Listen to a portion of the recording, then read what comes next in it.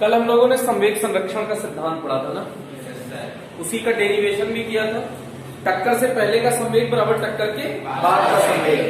m1u1 plus m2u2 बराबर m1v1 plus m2v2, यही तो आया था। अब उसके बाद अगर हम लोग आगे इसी का एप्लीकेशन पढ़ें, इसका क्या फायदा है, क्यों इसको पढ़ा गया, तो एक सिंपल सा एग्जांपल जो आपके दैनिक जीवन में खूब देखने को मिलेगा, ये आपको बहुत बार देखने को मिलेगा, ये वाला एक्सपेरिमेंट। तो इसमें देखिएगा, यहाँ पे स्टॉपर लगा होता है। ये जब आप खटका दबाते हैं, ये जो बटन है इसका, ये जब पीछे की तरफ दबाते हैं तो स्टॉपर को पीछे खींच लेते हैं। तो स्टॉपर को पीछे खींचते हैं तो पीछे से स्प्रिंग आके उस पर हिट कर देती है। पीछे स्प्रिंग लगी होती है इसी के, मतलब यहाँ पे एकदम टाइट स्प्रिंग है। अब इसके आगे यहाँ पे बुलेट लगी हुई है।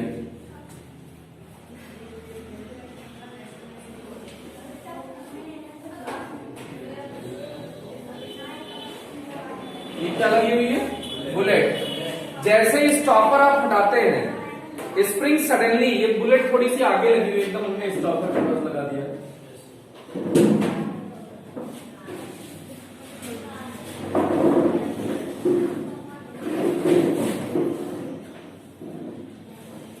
ये यहां पे लगी होती है बुलेट, ठीक। अब जैसे ही आप स्टॉपर हटाएंगे, तुरंत ही पीछे से पीछे एक छोटी सी निडल होती है, यहाँ पे पिन पॉइंट होता है। क्या होता है ये? Pin point. तो इस स्प्रिंग की निडल आके इसी पे हिट करेगी टक से। अब फिर इसमें आग लग जाएगी। इसमें बारूद भरा होता है। क्या भरा होता है? तो यहाँ पे आग लगेगी। तो जैसे इसमें आपने, अच्छा इसका मास कैपिटल एम मान लीजिए, बंदूक का मास कितना है? Capital M. बुलेट का मास है स्मॉल एम। बुलेट का मास क्या है? Small M. मास माने द्रव्यमान, स्मॉल एम है। अच्छा, इसका दोनों का वेग अभी इसमें नहीं होगा क्योंकि फायरिंग नहीं की गई है, कि फायरिंग कर दी गई है।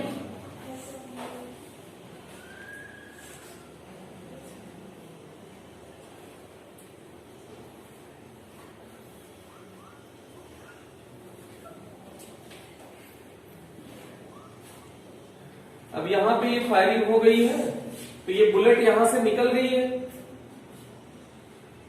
आपको पता होगा बुलेट का ये अगला वाला पोर्शन ही निकलता है। ये वाला जो कॉपर है ना, ये फंस जाता है, ये फंसा रहता है, इसी में आग लग जाती है। आग लगती है तो ये एक्सपेंड होना चाहता है। बारूद क्या होता है? फैलना चाहता है। और ये कॉपर क्या कहता है? नहीं फैलने देंगे। ये कहता है फैलेंगे, कॉपर कहता है नहीं फैलने देंगे। और वो सडन फोर्स बहुत ज्यादा लगा देता है, तो उस सडन फोर्स के कारण वहां से वो निकल जाता है। तो इस कारण से इसकी वेलोसिटी कुछ आ गई, स्मॉल वी। इसकी वेलोसिटी कितनी आ गई? Small v. तो इसके पास भी एक वेलोसिटी आ जाएगी पीछे की तरफ, इसको हम कैपिटल वी मान रहे हैं।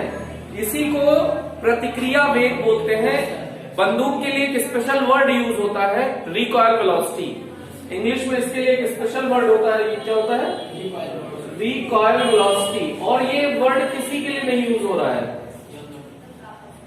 तो इसको क्या कह रहे हैं? Recoil velocity. तो जनरली यही फाइंड करना होता है, रिकॉइल वेलोसिटी कितनी है। बंदूक की रिकॉइल वेलोसिटी ज्ञात कीजिए, मतलब बंदूक का प्रतिक्रिया वेग ज्ञात कीजिए, यही न्यूमेरिकल आता है। तो ये दागने से पहले का है, ये कब की फोटो है? दागने से पूर्व। और ये कब की फोटो है? दागने के पश्चात। तो आप क्या कहते हैं कि दागने के पहले का संवेग बराबर दागने के बाद का संवेग। बंदूक दागने से पहले का संवेग बराबर बंदूक दागने के, बंदूक दागने के पूर्व संवेग बराबर बंदूक दागने के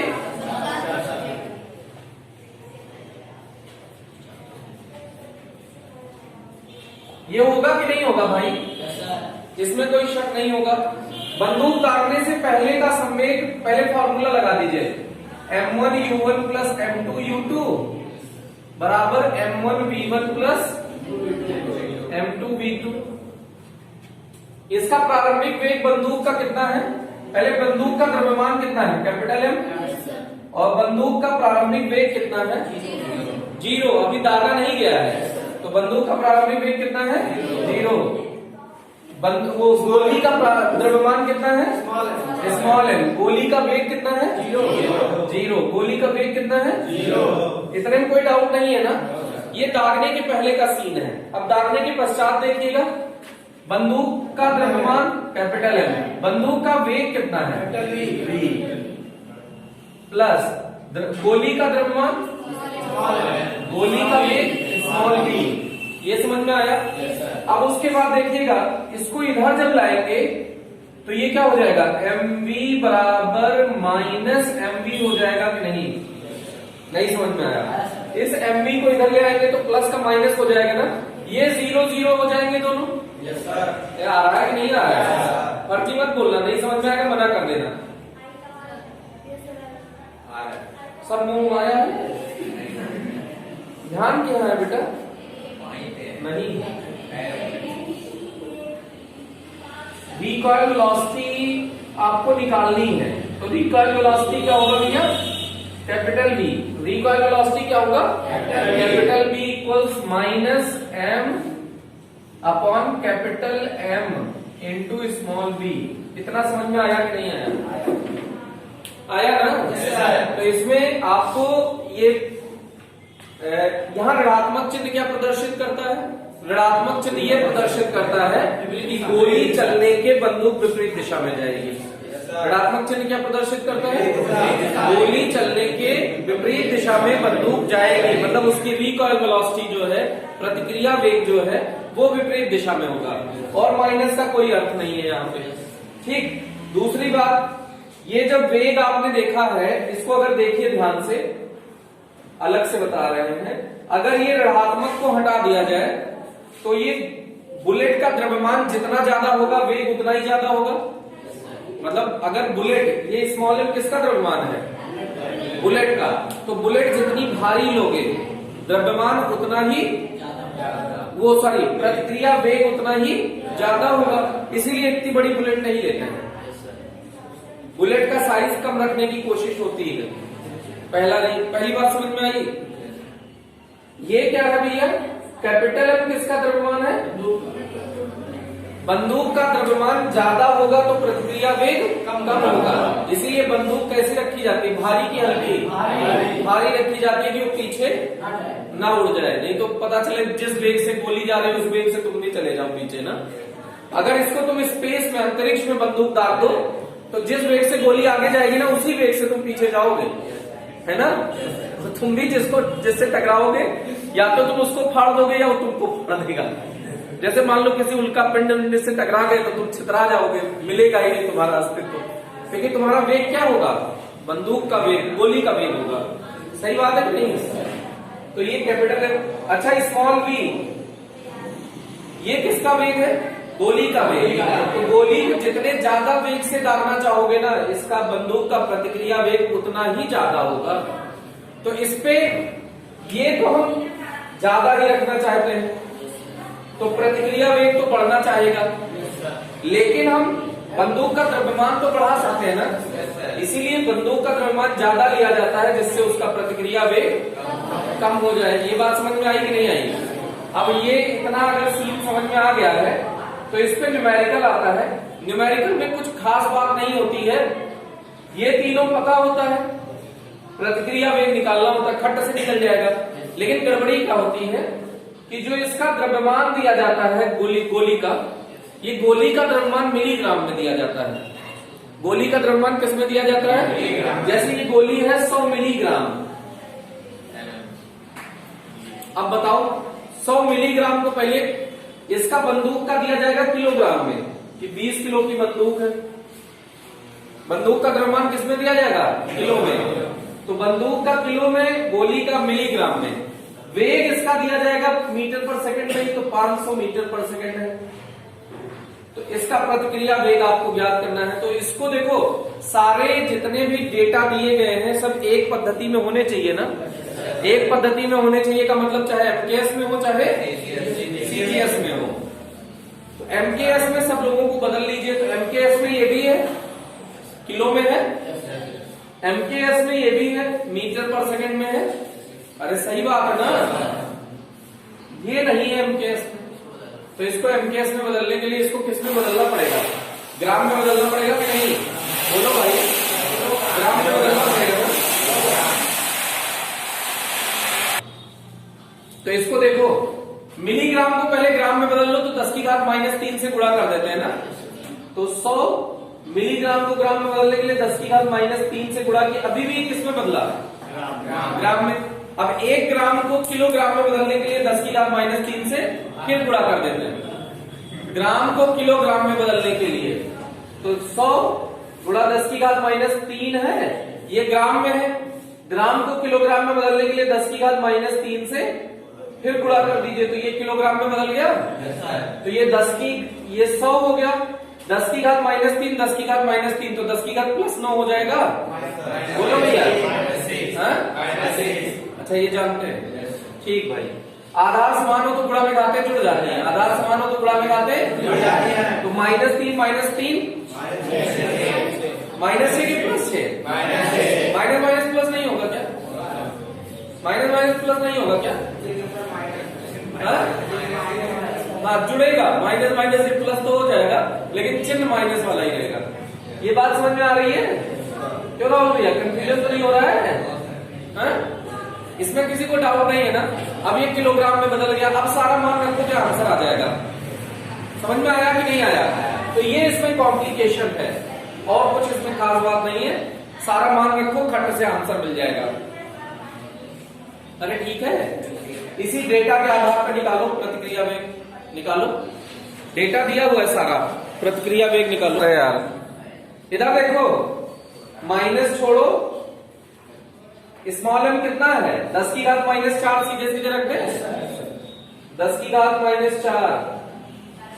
वेग कितना है गोली का? 500 रख दो। ये कितना है? 20 किलो। 1 0 से 1 0 कट गया, 1 0 यहां से गायब हो जाएगा। सही बात है कि नहीं? अरे 25 आएगा ना, 2 से भाग दोगे तो -25 गुणा 10 की घात -4 मीटर पर सेकंड। अब वहां कमन अकील नहीं लग रहा है तुमसे, इसमें कौन सा डेटा तुमको नहीं मिल रहा है? गलत डाटा तुम तो देख ही नहीं रहो, तुम्हारा तो आंख नहीं है बोर्ड पे देख सको ना। एक लाइन का आंसर नहीं आ रहा है, उसमें आधी आ रही है। आया ना सबका? नोट कर लीजिएगा। क्या माइनस चिन्ह क्या प्रदर्शित करता है? कि गोली बंदूक के विपरीत दिशा में जाएगी, या बंदूक गोली के विपरीत दिशा में जाएगा, यही ऋणात्मक चिन्ह प्रदर्शित करता है। अब इसको नोट कर लीजिएगा अच्छे से। क्वेश्चन ये रहता है ना कि क्या कारण है कि जब मनुष्य बंदूक चलाता है तो बंदूक को अपने कंधे से चिपका लेता है। सुनो क्वेश्चन क्या है, क्या कारण है कि बंदूक चलाते समय मनुष्य बंदूक को अपने कंधे से चिपका लेता है? कारण बताएंगे कोई? क्या कारण है बताइए?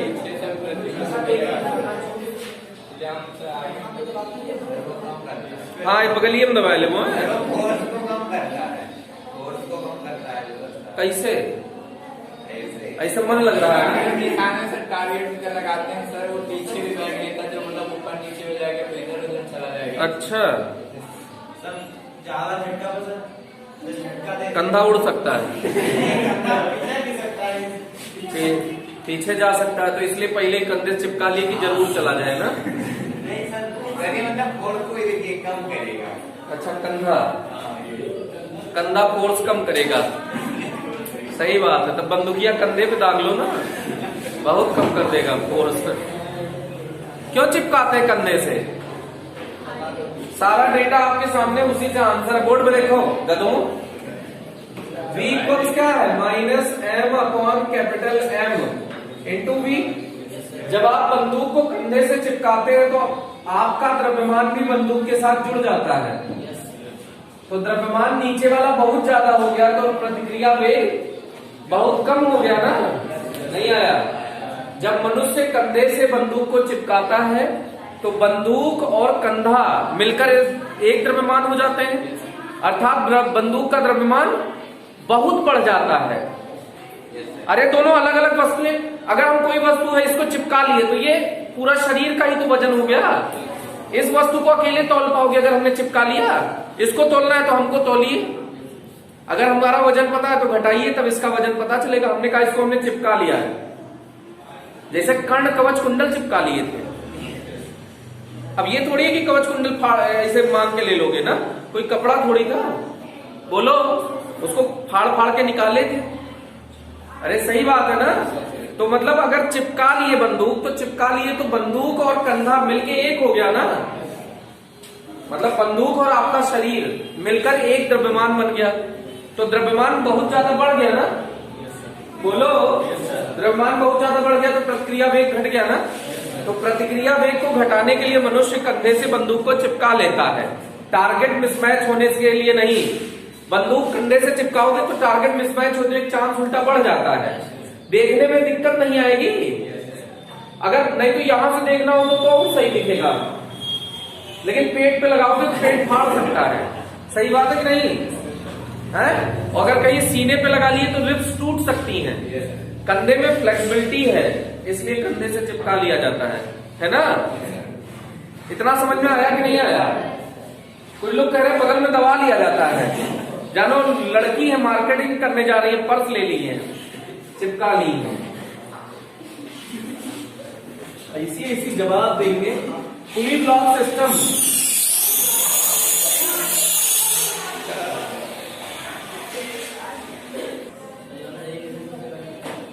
पुली ब्लॉक सिस्टम देखो।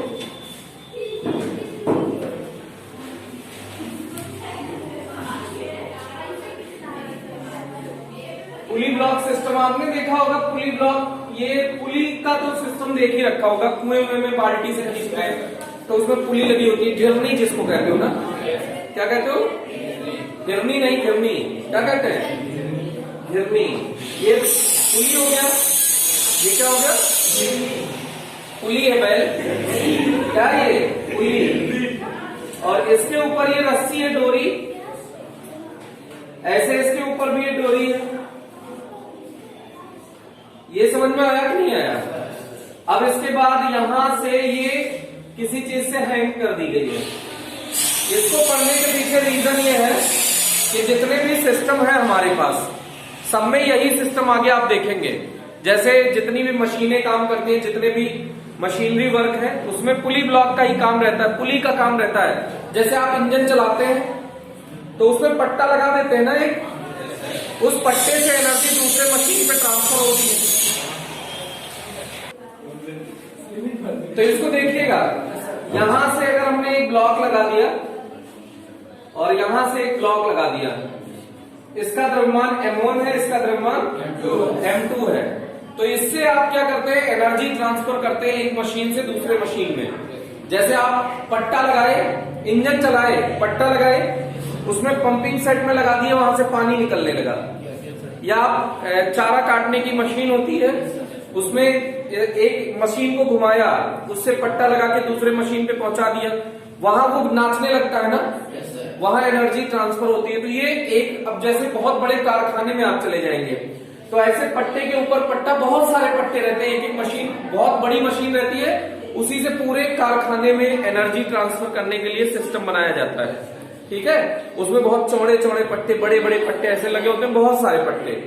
तो कुल मिला के इसका यही यूज है कि हमको इससे रिलेटेड बहुत सारे पुली ब्लॉक के एप्लीकेशन देखने होते हैं, तो इसलिए हम लोग इसको पढ़ रहे हैं। तो अभी इसका देखिए, पहले इसका, इस पे जितने बल लग रहे हैं उसको दर्शाइए। तो पहले इसका द्रव्यमान m1g नीचे की तरफ लगेगा कि नहीं? इसका द्रव्यमान, वो द्रव्यमान कह रहे हैं, भार है ये m1g, इसका भार m2g, भार दिख गया। अब डोरी होगा तो डोरी में तनाव बल लगता है। डोरी में कौन सा बल लगता है? तनाव बल। डोरी सेम तो टेंशन सेम, क्या रखना है?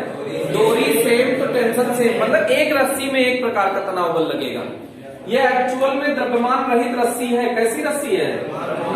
द्रव्यमान रहित। वास्तविकता में ऐसा संभव नहीं है, लेकिन हम लोग अभी न्यूमेरिकल कर रहे हैं, वो मतलब डेरिवेशन कर रहे हैं, तो ये मान के चल रहा है कि द्रव्यमान रहित है और ये पुली घर्षण रहित है, घर्षणहीन। कैसा है ये? घर्षणहीन। इस स्थिति में हम ये मान रहे हैं फ्रिक्शनलेस है और ये मासलेस है। ठीक है, अच्छा, अब ये mg लगा, कभी भी डोरी में तनाव देखना हो, क्या देखना हो, तो डोरी को कट करके देखो, कट करने के बाद डोरी जिधर भागे तनाव उसके विपरीत दिशा में रहा होगा भाई। उसको जैसे डोरी इधर भागने लगी, मतलब किसी ने खींच रखा होगा नीचे की तरफ, सही बात है ना। तो यहां से डोरी कट करो, किधर भागेगी, ऊपर की ओर भागेगी ना, तो इसका मतलब इधर तनाव रहा होगा। अगर बीच में कहीं कट कर दिए तब कुछ डोरी नीचे भागेगी, कुछ डोरी ऊपर भागेगी। तो नीचे भागेगी मतलब इधर, ऊपर भागेगी इधर, तो तनाव कैंसिल आउट हो जाएगा, बराबर है, विपरीत दिशा में है। ये समझ में आया कि नहीं आया। तो जिस बिंदु पर तनाव ज्ञात करना हो उस बिंदु पर क्या करो, डोरी को मन में ऐसे काट दो। मन में काटोगे तो अपने आप पता चल जाएगा डोरी किधर भागी। यहां ध्यान दीजिए, यहां पे भी डोरी कट करेंगे तो तनाव बल ऊपर की तरफ लग रहा है ना, इतने में कोई दिक्कत नहीं है ना। अब किसी एक का द्रव्यमान ज्यादा मान लीजिए, किसी एक का द्रव्यमान कम मान लीजिए। किसका द्रव्यमान ज्यादा माना जाए, M2 का द्रव्यमान, नहीं किसी का भी मान सकते हैं, आपकी मर्जी है। तो M2 का माना जाए ज्यादा। अगर M2 का द्रव्यमान ज्यादा मानेंगे तो ये डोरी, ये वाला M2 नीचे जाएगा A त्वरण से। किस त्वरण से नीचे जाएगा, A त्वरण से। तो ये किस त्वरण से ऊपर जाएगा, माइनस प्लस आप छोड़िए, अभी वो तो लेने की, जब हम लोग समीकरण लेंगे तो उसी में करेंगे। तो जिस त्वरण से ये नीचे जाएगा उसी त्वरण से ये ऊपर जाएगा, ये कंफर्म है ना। प्लस माइनस अभी जब एप्लीकेशन करेंगे तो लेंगे। अब M1 के लिए यहां आपने क्या मान रखा है, M2 is greater than M1। क्या मान रखा है, M2 is greater than M1। तो इस पे नेट बल लगा दीजिए 0। M1 द्रव्यमान के लिए, किसके लिए, फॉर M1 मास। दो समीकरण बनेगा, दो अज्ञात राशियां आएंगी, हमको तनाव बल निकालना है, त्वरण निकालना है, बस इसी का कैलकुलेशन करना है। तो इस बात को आपको ध्यान रखना है कि जैसे ही डेरिवेशन करेंगे इसके बाद आपको करना रहेगा, ठीक है। दो समीकरण एकदम सिंपल सा बनेगा। तो इस पे M1 के लिए लगाना है Fnet बराबर Ma। क्या लगा देना है बेटा, Fnet बराबर Ma। इस पर कौन कौन से बल कार्य कर रहे हैं, इस पे कौन कौन से बल कार्य कर रहे हैं, अरे इसमें दिख नहीं रहा कि वो दो बल कार्य कर रहे हैं। कौन कौन से, एक तनाव बल, एक M1G। तो बताओ, तनाव बल ऊपर वाले को पॉजिटिव मानोगे, नीचे वाले को पॉजिटिव, जिधर ज्यादा लोग हो उसी को पॉजिटिव मानने में फायदा होता है कैलकुलेशन में। मानने को आप नीचे वाले को भी पॉजिटिव मान सकते हैं, ऊपर वाले को भी पॉजिटिव मान सकते हैं, इससे कोई फर्क नहीं पड़ेगा। लेकिन इसमें किसको पॉजिटिव मानने में फायदा है, बोर्ड पे देखने का कष्ट करिएगा। तो देखिए T पॉजिटिव हो जाएगा, माइनस M1G क्या हो जाएगा, negative, equals M1A। A positive लेंगे, निगेटिव पॉजिटिव, एक समीकरण बन गया बेटा। M2 द्रव्यमान के लिए बोलो, Fnet बराबर Ma। कौन सी दिशा को पॉजिटिव मानोगे, नीचे को पॉजिटिव मान लीजिए तो ऊपर वाला निगेटिव हो जाएगा। ये समझ में आ रहा है ना। जिधर ज्यादा लोग उसी को पॉजिटिव मान लीजिए, जिधर कम लोग उसको, कैलकुलेशन थोड़ी सी आसान हो जाती है। तो बताइए कौन बड़ा है, M2G को पहले लिखेंगे, T को, M2G पॉजिटिव हो गया, माइनस T बराबर M2A। ये समीकरण नंबर 2 बन गया। इन्हीं दोनों समीकरण को हल करना है, आंसर लेना है। तो इस दोनों समीकरण को हल करने के लिए समीकरण 1 को इसी के नीचे लिख दो, चाहो तो T के नीचे T लिख दो, द्रव्यमान के नीचे द्रव्यमान लिख दो, जैसे मर्जी। ऐसे कर दिया जाए कि सीधे लिख दिया जाए, बोलो। T के नीचे T लिखिए, T के नीचे T कैसे लिखेंगे, यहाँ T है प्लस में, यहाँ T माइनस में है, तो प्लस T और M1G माइनस में हो जाएगा ना, माइनस M1G बराबर M1A हो जाएगा। इतने में कोई दिक्कत नहीं है ना। सीधे सीधे जोड़ देना है आपको, क्या करना है, जोड़ देना है। तो जोड़ने से ये कैंसिल आउट हो जाएंगे ना, इतना तो आता होगा समीकरण जोड़ना। अब देखो इसको कैसे लिखोगे, M2G माइनस M1G बराबर के इधर यही दोनों तो बचे हैं। आप हिला के झूठे मुंडे हिला रहे हो। बराबर के उधर कौन कौन बचा है बोलो? M2A प्लस M1A, और नहीं होता है। क्या होता है? M2A plus M1A। ये बात समझ में आ गई? अब A कॉमन हो रहा है क्या इनमें से? इनमें से G कॉमन ले लिया, तो G कॉमन ले लिया तो क्या बचा? और यहाँ पे A कॉमन ले लिया तो M2 प्लस M1। अब A बराबर क्या हो जाएगा? डिवाइड कर दीजिए, M2 माइनस M1 के नीचे आ जाएगा M2 प्लस M1, और G भी तो है। इतना समझ में आया? A निकल गया अपना मीटर पर सेकंड स्क्वायर। क्या निकल गया? A। अब क्या निकालना है हमको? तनाव बल। क्या निकालना है? तनाव बल। अब इस मान को उठाइए, कहीं भी रख दीजिए, चाहे इस समीकरण में चाहे इस समीकरण में। तनाव बल आप अपने मन से एक बार ट्राई करिए, तो हम बताते हैं। पहले इसको एक बार देखिएगा, अपने मन से दोनों समीकरण लिखना है, फिर तनाव बल आप अपने मन से ट्राई करिए। इधर देखिए, अब इसी में हम तनाव बल निकाल रहे हैं, तो A का मान उठाइए, इसमें रख दीजिए। किसमें? एक समीकरण में रख देते हैं। तो इसमें देखिए T रहने दीजिए, इक्वल्स क्या हो जाएगा? M1A प्लस M1G, ऐसा हो जाएगा ना? M1 कॉमन हो रहा है क्या? अभी रहने दीजिए, A का मान रख दीजिए, कितना है? M2 minus M1 upon M2 plus M1 into G plus M1G। कितना हो गया? इसके पास भी M1G है, इसके पास भी M1G है, कॉमन ले लीजिए। दिख रहा है ना? M1G कॉमन ले लिया। अब देखिए यहां क्या बचा? M2 minus M1 upon M2 plus M1 plus 1 बचा ना? बोलो। इसको यहां ऐसे लिख देते हैं कि ये A एक्सेलरेशन से ऊपर जाएगा। तो देखो M1G हो गया, लघुत्तम ले लीजिए M1 प्लस M2। अब यहां M2 माइनस M1 रहेगा, ये तिरछा गुणा हो जाएगा, प्लस M2 प्लस M1। इतने में कोई दिक्कत नहीं है ना? कैंसिल आउट हो जाएगा M1 से M1, तो क्या आ गया? M1G ब्रैकेट में क्या बचा? 2M2 बचा अपॉन M1 प्लस M2 बचा ना? अब इसको अंदर गुणा कर दीजिए, तो T बराबर क्या आ गया? 2M1 M2G upon M1 plus M2। कितना समझ में आ गया होगा?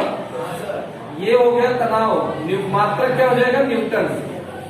समझ में आया कि नहीं आया? अरे आया। कैलकुलेशन ही तो है गधो। पूरा देख लो फिर से। T equals M1G equals T minus M1G equals this T, और दूसरे उससे ले लीजिए M2G minus T equals M2A। दोनों समीकरण हल कर लीजिए, T नाम दीजिए, लिख मत दीजिए, और फिर उसके बाद अपने मन से आप स्टार्ट करिए, ट्राई करिए।